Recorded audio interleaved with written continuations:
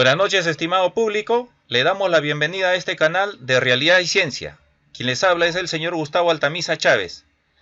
Nuevamente tendremos un espacio donde hablaremos de la realidad de nuestro país y de la ciencia que necesita nuestro país para su desarrollo.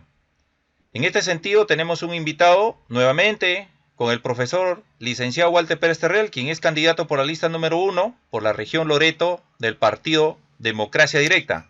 Y también tenemos un invitado muy especial que es el profesor Jorge Caro Valera. Buenas noches, estimado Altamisa, buenas noches, maestro Jorge Caro. El tema de la educación es un tema importante para el desarrollo de nuestro país.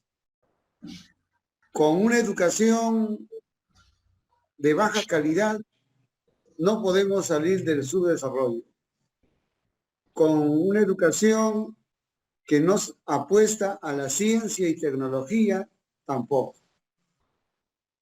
Entonces, los maestros, cuando hablan de calidad de la educación o educación de calidad, sobreentendemos que la educación es de calidad cuando ayuda a resolver los problemas de nuestro país. En ese sentido, maestro Jorge Caro, quisiéramos saber su opinión acerca de la calidad educativa. ¿Usted considera que tenemos una calidad educativa o una educación de calidad? Bueno, lamentablemente, buenas noches, queridos amigos, Gustavo y Walter.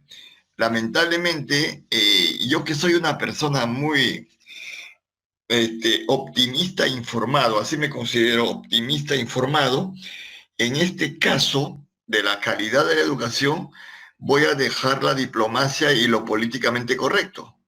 Entonces voy a decir que no tenemos calidad educativa. ¿Y cómo no existe una calidad educativa que podríamos sacar pecho o enorgullecernos? Vamos a partir de algunas premisas, a ver. Yo siempre le he pedido a las universidades, y claro que nunca me han hecho caso por las redes, señores decanos y rectores de la universidad, señores alumnos de la universidad, estudiantes, les decía, ¿no?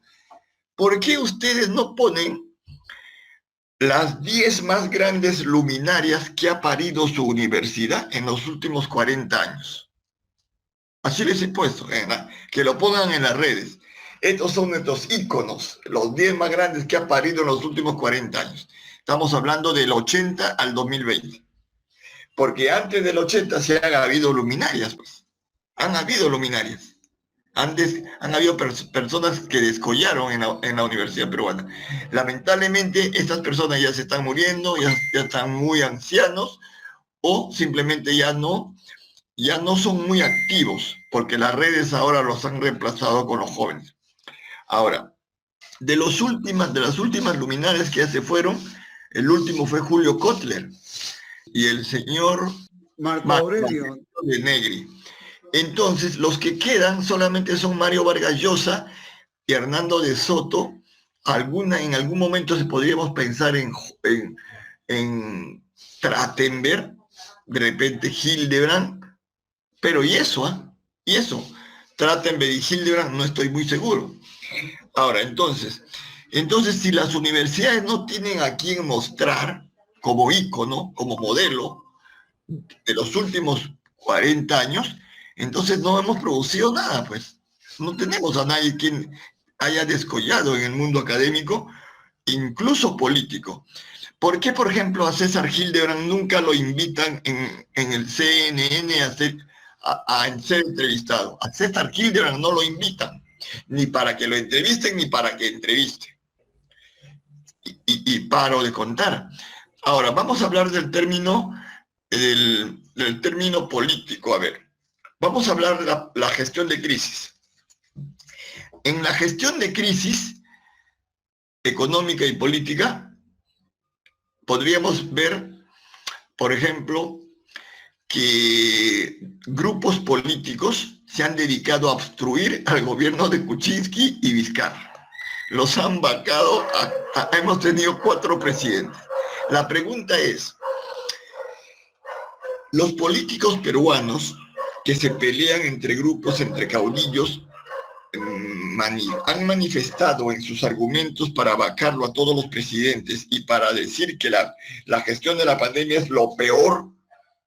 ¿Con qué parámetros? Vamos a poner ejemplos, a ver. Jair Bolsonaro y Trump, en cierto modo, han fracasado rotundamente en la gestión de la crisis, ¿no? Y el Perú, por ejemplo, se encuentra en el puesto 18 de contaminados del COVID, en el puesto 14 de fallecidos, y en el puesto 14 de fallecidos y en el puesto 13 de letalidad. Actualmente, en la Universidad de Hopkins, pueden ustedes mirar. Y cuando nosotros hacemos un análisis de la educación, siempre decimos, ese señor no ha hecho nada. Eso no es un buen argumento. Este presidente no ha hecho nada por la educación. Eso no es un buen argumento. La reforma educativa en el Perú lo iniciamos con Toledo, con la ley 28044. De ahí, y la ley 28044, paralelamente se daba el Acuerdo Nacional, la Comisión de la Verdad. Y antes de iniciar el nuevo currículum de educación básica regular, Gloria Helfer y Marcial Rubio hicieron el diagnóstico de la educación peruana. Y de ese excelente, yo siempre digo eso, ¿por qué serán los demás? Dicen, es excelente, este diagnóstico no sirve, ese proyecto educativo nacional no sirve, esa reforma no sirve, no hay resultados. ¡Qué horrible! No, señor. Son excelentes documentos, excelentes trabajos. Ahora, que no tengamos resultados rápidos, esa es otra cosa.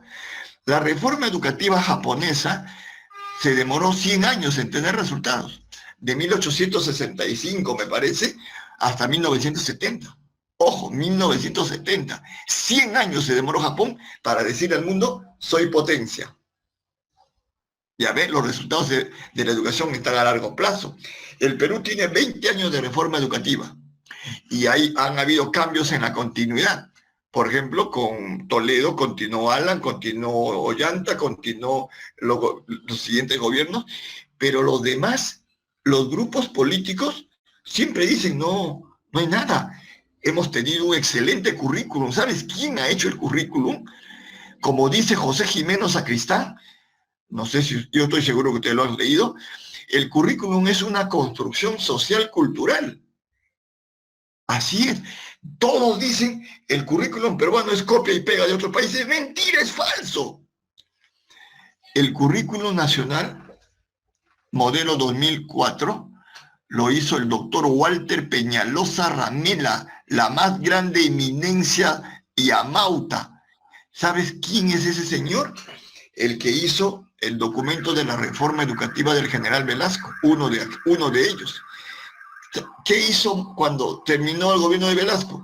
Morales Bermúdez no le interesó que existía un amauta como Walter Peñalosa Ramela para continuar con la reforma educativa.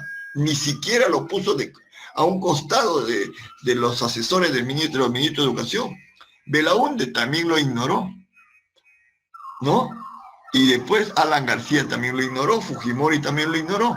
¿Qué hizo el gobierno de Venezuela y las universidades de Venezuela?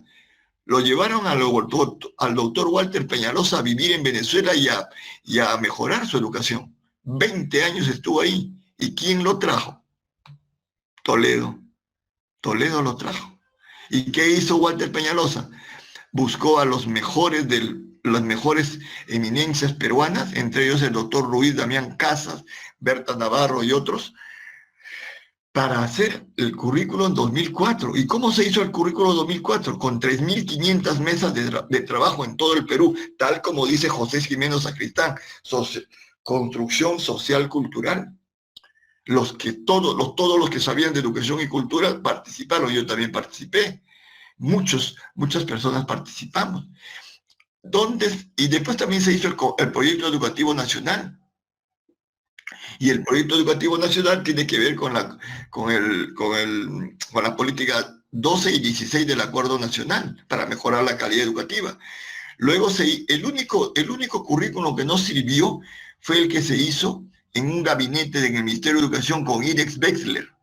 Ese no sirvió. Un currículo no se hace en un gabinete, en una oficina en el ministerio. El currículo en 2009 no vale. He tenido la suerte de debatir y darle duro al doctor Wexler en el Colegio Augusto Beleguía de Pontepiedra en abril del 2015. Le dije que su diseño curricular no sirve porque no se hizo con los requisitos de un currículum. Y el currículum que mejoró partiendo del 2004 fue el currículum de Ollantumala en ese gobierno. También muchos muy buenos académicos y ministros participaron nuevamente con el Perú, y acá participaron más de 3.500 mesas de trabajo, más gente. Si en el currículo 2004 participamos, por decirle, vamos a suponer 7.000 personas, en el currículo 2015 participamos más de 30.000, porque Perú Educa puso su web. Muchos participamos ya no solamente en mesas de trabajo, sino a través de la web, a través de internet. Entonces, ahora, para medir la calidad educativa, ¿qué se quiere? ¿Qué se requiere? En primer lugar, un currículo tiene propósitos.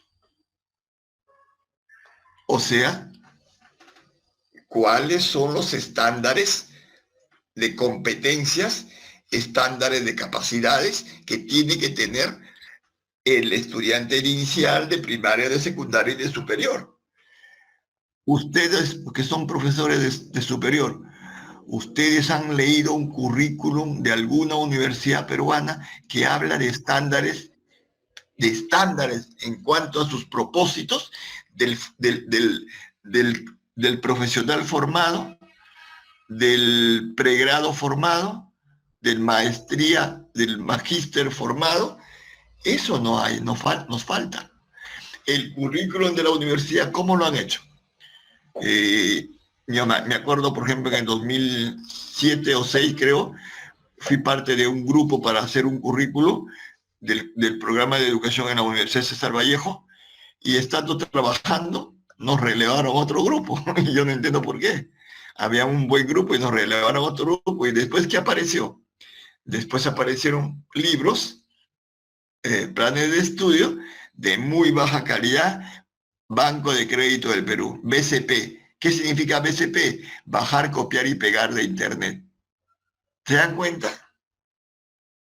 Entonces, lo que queríamos hacer bien, lo hicieron mal por el apresuramiento y porque las universidades no son serias, pues. ¿Qué otra cosa tenemos que tener? Currículo, necesitamos contenidos, o sea, conocimientos. La pregunta es, ¿los maestros de las universidades tienen conocimientos con estándares internacionales de última generación? No, no. La mayoría de maestros universitarios de toditos los grados tienen conocimientos obsoletos, porque su propia bibliografía, tanto webgráfica y bibliográfica, son obsoletos. ¿En qué se guían? ¿Y por qué cada maestro tiene que ser investigador autónomo? Entonces los contenidos, miremos los planes de estudio, igual, pero yo no estoy hablando ya en este caso de la educación básica regular, estoy hablando de la universidad, porque la educación básica regular tiene contenidos seleccionados.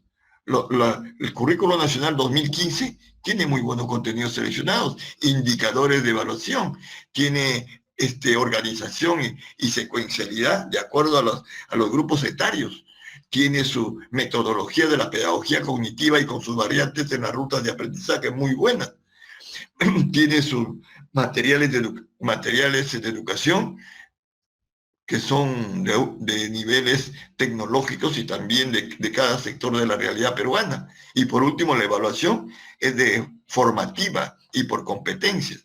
O sea, en la educación básica regular hay un buen currículum. Se ha hecho un buen currículum. ¿Cuál falla? ¿Qué falla? Fallan los maestros. Fallamos los maestros. ¿Por qué fallamos los maestros? Miren, cada centro educativo, yo les voy a poner ejemplos, ¿ya? De tendencias estadísticas. A ver, Y he trabajado en colegios donde hay 150 o 200 maestros, también he trabajado en colegios donde hay 50 maestros y también he trabajado en colegios donde hay 35 o 40 maestros. A ver, ¿cuáles son las tendencias? Viendo después de todas las formas de evaluación que hemos pasado. Desde el año 98, nosotros los maestros hemos pasado en evaluaciones constantes y en evaluaciones superiores desde el año 2007, porque ya han habido estándares desde 2007. A ver, ¿cómo los maestros en educación básica regular? Tenemos un promedio de 5% de magisterio, que si usáramos las palabras de José Ingenieros, están en el nivel inferior. ¿Por qué digo en el nivel inferior? 5% del magisterio nacional. Estamos hablando de cada colegio, también igual, ¿no? ¿Por qué? Porque ni siquiera hacen lo que el currículo le dice. O sea, no pueden, pues no tienen la capacidad de hacer lo que el currículo le dice. Puede ser un poquito más de porcentaje, incluso, el 5% puede ser más. Ahora, hay un 40 o 50% de maestros, más seguro es un 50%, donde los maestros apenas hacen lo que el currículo les pide. En la categoría de José Ingenieros, somos mediocres. Y no es malo aprender a decir que somos mediocres, porque somos mediocres, pues. Yo me atrevería a decir que soy mediocre, si es que solamente hago lo que el currículo me pide. Nada más. Siempre cuando los maestros hacemos clases en las universidades o no, en las universidades o capacitamos maestros, por ejemplo, cuando dicen, profesor, usted no es del que solamente se prepara para dar una ponencia o un taller. Usted da más, porque da su aporte. Un maestro tiene que dar su aporte. ¿Cómo vamos a hacer solamente prepararnos para dar una ponencia o entallar un taller y solamente darle lo que el currículo dice o lo que el tema dice? No, hay que aportar. Entonces un 50% hace solamente lo que el currículo le dice. Y no hablo de vocación, ¿eh? Porque la vocación del maestro a nivel nacional en el Perú en educación básica regular apenas llega al 10%. El 90% no tenemos vocación. El magisterio no tenemos vocación. Ahora, pero hay un 40%, entre 30 y 40% de maestros que sí estamos en la capacidad de dar la talla, como dicen, de acuerdo al currículo, de acuerdo al propósito, de acuerdo a todo. Ese 40%, 30 o 40%, si el colegio nos valorara, si el directivo nos valorara, si la UGEL nos valorara, lo cual no existe, podríamos formar equipos sinérgicos. Pero lamentablemente hay un grupo de maestros pues, que con los celos, las envidias y las mediocridades que hacen daño, comienzan a desvalorizar a sus propios colegas. Nadie es profeta en su colegio. Y esos maestros no pueden hacer equipos sinérgicos. Mañana, por ejemplo, voy a hacer un live, un webinar, un Facebook Live, donde voy a hablar de una posibilidad de ser maestros y escuelas autónomas. Entonces, a esto vamos, ¿no? Tenemos ley, tenemos proyecto educativo nacional, tenemos políticas educativas, tenemos propósitos, tenemos todo claro en la educación básica regular. El magisterio tiene que mejorar. Y la corrupción burocrática de las universidades, de los colegios, de las UGELes, de la departamental de Lima, de las departamentales de educación del Perú y del ministerio, tiene que hacerse algo, porque está lleno de burócratas corruptos incompetentes. Y les voy a poner un solo ejemplo. En el Ministerio de Educación, el 95% de personas que trabajan ahí no está en el tema educativo. No sobresale en el tema educativo. Es más, no existe una oficina en el Ministerio de Educación que diga innovación educativa. No hay. Entonces, ahí estamos fallando. No hay calidad. No hay calidad. Entonces, por eso es que tenemos que ingenieros no tenemos buena calidad en el Perú. Las mejores obras de construcción de los últimos 30 años, ¿quiénes lo han hecho? A ver, vienen ingenieros de Brasil y de Colombia. El edificio más alto de Lima, el que está entre Prado, no, ¿cómo se llama? En el Paseo de la República y Javier Prado. No me acuerdo cómo se llama ese edificio. El último, 34 pisos. ¿Quiénes lo han hecho? Ingenieros peruanos no han sido. Los puentes que se caen, se desploman, lo han hecho ingenieros peruanos. Los puentes que duran 100, 150, 200 años, lo han hecho ingenieros de la colonia o de la República reciente. Los mejores puentes no se caen y no lo han hecho los ingenieros de los últimos 30 o 40 años. A ver.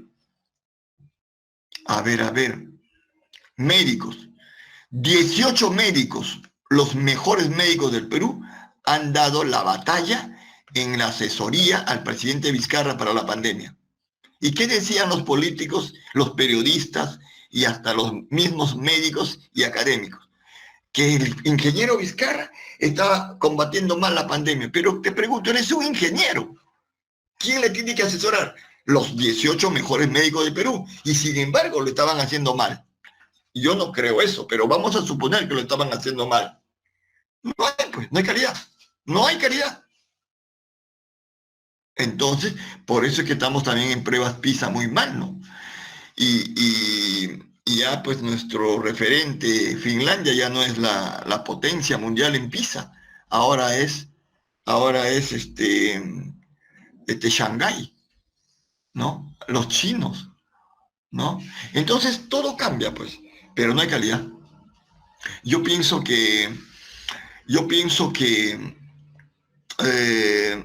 no están los rectores que deben estar, no están los decanos que deben estar, no están los maestros que deben estar en la universidad. Y entonces, al no tener buenas universidades con buenos maestros, no hay buenos alumnos, no hay buenos resultados, y nadie descolla, nadie brilla. ¿Qué futuro nos espera? ¿No? Todo es mafias, CAS. En los ministerios, los CAS. Ya tienen puesto, ya tienen nombre ya. En las universidades, los amigos, familiares, vecinos, secuaces y clientes. No, los mejores maestros no están en la universidad. Ah, y otra cosa. Teófilo Cubillas, Mario Vargas Llosa, César Hildebrand, no podrían enseñar en la universidad. Porque les piden el cartón de magíster y doctor. Y la pregunta es, ¿han entrevistado a algún doctor en educación? No sabe de educación. ¿Han entrevistado a un magíster de educación? No sabe de educación, ni escribe nada sobre educación. Ah, y en las redes, lo único que sabe poner es like. Un doctor poniendo like, un magíster poniendo like. No, pues, eso no es calidad. El doctor y el magíster tienen que demostrar que es doctor y magíster. Escribir ensayos, libros en las redes, aunque sean pequeños elementos coherentes sobre su temática. En educación últimamente está descollando el doctor Wilfredo Rimari, por ejemplo. Escribe muy bien. ¿Ya ves? Entonces, no hay. Hasta ahí mi primera parte. No sé qué me querían preguntar o repreguntar. A ver, don Jorge Caro, si comparamos la educación de los años 60, 70, o sea, los maestros que enseñaban en los colegios emblemáticos de los años 60, 70 y 80, estoy hablando del profesor de matemática Flavio Vega Villanueva, del profesor Tauro del Pino, del profesor Extremadoiro, de Rubén Romero Méndez, de los últimos que yo conocí, a Juan Augusto Benavides Estrada. ¿Dónde están esa calidad de maestros, mi estimado Jorge? ¿Qué pasó? ¿Qué pasó con esa generación? Igual diría en la universidad de Porras Barrenechea. ¿Dónde están esos maestros? ¿Qué pasó? Ya, lo que pasa es que ha cambiado el paradigma, amigo Walter. Ha cambiado el paradigma.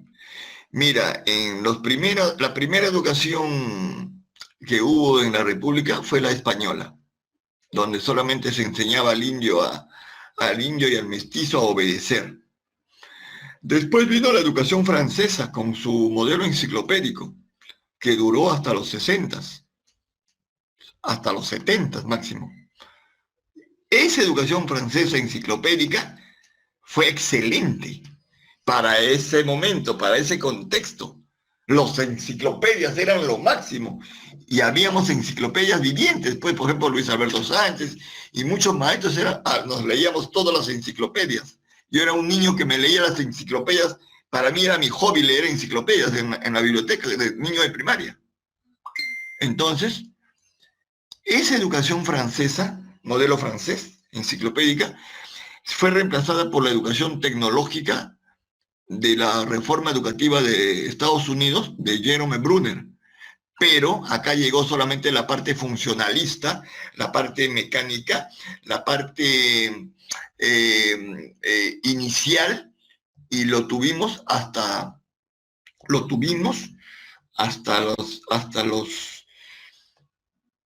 90, pues, hasta los 90. El problema el problema fue el maestro. El maestro no quería cambiar de paradigma, porque el paradigma tecnológico quería reemplazar al conductismo y no lo pudo reemplazar. Lo nuevo no lo pudo reemplazar. Después entramos a la pedagogía cognitiva a partir de los 90, desde la UNESCO.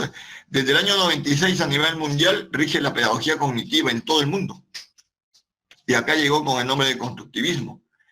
En ese paradigma, constructivismo, que es del 90, en realidad se llama pedagogía cognitiva. ¿Cuántos maestros han ingresado? Bien ingresados y que dominen esa pedagogía cognitiva en el magisterio de la educación básica regular. Será pues un 30%. Y eso, puede ser que no lleguen a eso. Los demás, un 10 o un 20% más, lo dominan regular. En la superior, no creo que la educación superior en el Perú está más atrasada que la educación básica regular. Más atrasada. Entonces, pues, amigos, no hay de dónde. La Católica, la mejor universidad peruana en los rankings, ya cayó. Está en los puestos 30, 35. ¿Quién la ha reemplazado? La Cayetano Heredia. En los rankings latinoamericanos me refiero, ¿no? Brasil tiene 61 universidades entre los primeros 100. Chile tiene 30 universidades entre los primeros 100. Colombia tiene 10 universidades entre los primeros 100. Y la Cayetano pues está en el puesto 26. Y después ya viene San Marcos, Universidad Científica del Sur, perdón, la Católica y después Universidad Científica del Sur. Entonces estamos mal, pues amigos, estamos mal. Profesor G. Caro, ¿cuál sería el primer paso para tener una educación de calidad para nuestro país? Bueno, en este caso, el magisterio está avanzando a nivel desigual, ¿no? La educación básica regular está en reforma hace 20 años. Los resultados se van a ver de aquí a 20 años. Calculo, pero siempre y cuando el magisterio mejore. Acá no se trata de políticas educativas ni políticos, acá se trata del magisterio. La educación superior, la SUNEDO, ojalá que haga un buen trabajo, ojalá. El problema está que tiene que seguir las pautas de la educación básica regular. ¿Qué cosa tiene que hacer en la educación superior? En primer lugar, hacer lo que hicieron acá la reforma. Dentro de la educación superior tiene que haber una ley fuerte que los políticos no la manejen. O sea, la SUNEDO tiene que ser fuerte. Luego, hacer lo que pasó en la educación básica regular. Planes de estudio con autonomía y con estándares internacionales. Currículos con estándares internacionales. Maestros evaluados, reevaluados, pero con los criterios de competencia, con estándares, ¿no? Y otra cosita, los que tienen títulos y grados, que en realidad no debería ser el título así, que demuestren que sus títulos y grados se expresen en folletos, ensayos, libros, clases de calidad con estándares internacionales de la pedagogía cognitiva, con su metodología cognitiva de pensamiento crítico, lo que no hay. Luego, estudiantes que sean capaces de hacer ensayos desde el primer ciclo, porque en la secundaria yo les mandaba hacer ensayos a mis estudiantes y un 1% lo hacía, pero en la secundaria y en el pregrado y en la maestría, yo sí les pedía más.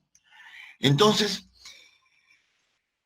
luego, las evaluaciones constantes y por casualidad, hacerlo de Harvard, ¿no? Si el profesor Walter Pérez Terrell es un alumno de Harvard, vamos a poner un ejemplo, y es un capo, yo lo subo a ser maestro en la Universidad de Harvard. En la misma universidad lo pongo de maestro. A eso vamos.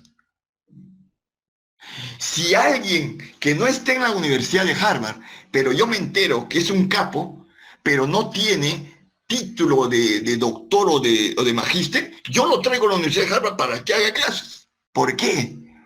Porque tiene talento, tiene competencias, es un innovador, es un Steve Jobs o es un Bill Gates. En otras palabras, vale el talento, la competencia y la capacidad de crear en la universidad, no el título ni el grado, que lo llevan como desodorante y simplemente de adorno, porque no producen nada, ni el doctor ni el magíster producen nada. Eso es todo, amigos. A ver, estamos contra el tiempo, me parece. Jorge, una última intervención. Te pido, por favor, unos pocos minutos. Con otros invitados en este mismo programa, dicen que el problema de la educación de los maestros, quiero decir, es que no tienen título en un área de conocimiento, como lo había en los años 60. El que enseñaba biología era médico, el que enseñaba matemático era ingeniero. Entonces, los institutos pedagógicos que abundaron en cantidad y las facultades de educación en muchas universidades han tenido un filtro muy bajo, lamentablemente. O los estudiantes que postulan todavía la cantuta, también no son los mejores cuadros del país. Entonces, me parece, y quisieras tu opinión, estimado maestro Jorge, ¿qué opinas de estos institutos pedagógicos y facultades de educación que ha sido pues una fábrica de títulos para maestros? Bueno, mi tesis de maestría en la Universidad de la Cantuta en el año 2000 justamente trató eso, ¿no? El liderazgo y su influencia en la formación docente. Y yo siempre digo esto, y a muchos les choca, ¿no? Yo he estudiado sociología en la Garcilaso, educación en San Marcos y maestría en la Cantuta. Las tres son pésimas universidades. A muy pocos les gusta que uno diga eso. Mis tres universidades han sido pésimas. Bueno, pues cuando yo estudiaba en la Garcilaso, me decían, tú estudias en el Arca de Noé. Yo les decía, yo soy Noé. Yo soy Noé. O sea, trataba de decirles que no es la universidad la que le hace al estudiante, sino es el estudiante. Entonces, si es que la política ingresa a las universidades, pasa eso, amigo Walter. Por ejemplo, en mi época, y creo que continúa todavía, ¿no? Garcilaso estaba lleno de maestros apristas. La Villarreal también. La San Marcos de Patria Roja. La Cantuta de Patria Roja. Dios mío, ¿qué es esto? ¿Qué es esto? Y yo les voy a poner un ejemplo cómo actúa un verdadero maestro. Que en paz descanse Holmes Domínguez. Holmes Domínguez, que en paz descanse. Colegio Estados Unidos en Comas. Él me decía, Jorge, yo peleo con mis colegas del magisterio aquí en la Villarreal para que tú seas mi ponente todos los veranos de todos los años. ¿Cómo vas a traer ese pata? Está contra el APRA, en el Garcilaso, siempre critica a los apristas en el sindicato. ¿Y sabes qué? Yo lo traigo por su calidad, decía Holmes Domínguez. Y yo capacitaba toditos los veranos, enero, febrero y marzo, desde 2003 hasta el 2008 en la Villarreal. Y mi amigo se peleaba con los apristas de la Garcilaso, de la Villarreal. Pero mis alumnos venían de todo el Perú. ¿Y sabes qué me decían mis alumnos? Profesor, este curso de innovación en ciencias sociales es el único de innovación. Porque me voy a Católica, me voy a San Marcos, me voy a otras universidades, los maestros se preparan un tema, dan una exposición y nada más. En cambio, usted trae propuestas nuevas, propuestas suyas. ¿Ya ves? Otro gran ejemplo, el que fue alcalde de Caraballo, Guillermo Tapia, que en paz descanse también. Me decía, Jorge, en mi colegio Jean Piaget de Caraballo, haz lo que tú quieras. ¿Cómo, profesor? ¿Cómo es eso que haz lo que tú quieras? Hermano, yo confío en ti, yo sé tu capacidad, haz lo que tú quieras. ¿Y sabe qué? Al año siguiente, por muy dueño que él me permitía, hice cosas maravillosas en el año 85, en el año 85 en el Jean Piaget de Caraballo, pero el año siguiente ya no me quisieron porque había hecho una revolución mental a los alumnos. A los padres me felicitaban, los alumnos estaban felices, pero la esposa del promotor y el cuñado del promotor no quisieron que me renueven. 2 votos contra el voto de Guillermo Tapia y ya no me renovaron. O sea, hay que actuar contra el líder, tiene iniciativa y cuando tiene un proyecto, una propuesta, lo defiende. Hay que actuar audazmente en la Universidad Peruana, en el Magisterio Nacional. Bueno, eso es todo, amigos. Más bien podríamos organizar algo más en otros momentos. Lo que yo quisiera es, espero que les sirva mi optimismo informado se ha convertido en pesimismo informado hoy día. ¿Por qué? Porque ya no estoy en campaña política, ya no quiero lo políticamente correcto, ya no me interesa eso. Bien, profesor Jorge Caro, muchísimas gracias por su participación y su buena exponencia. También le agradecemos al profesor Walter Pérez Terrell por su participación, quien es actualmente candidato por la lista número 1, la región Loreto, por el Partido Democracia Directa. Agradecemos también al público, ¿no?, por seguirnos y estamos receptos a sus observaciones, comentarios, críticas o posibles soluciones, donde el público pueda participar de forma espontánea y libre de expresarse. Muchísimas gracias y no olviden darse un like y suscribirse a este canal para poder seguir trabajando. Muchísimas gracias, estimados invitados. Gracias. Muy bien, muchas gracias también. Gracias a todos. Gracias a todos.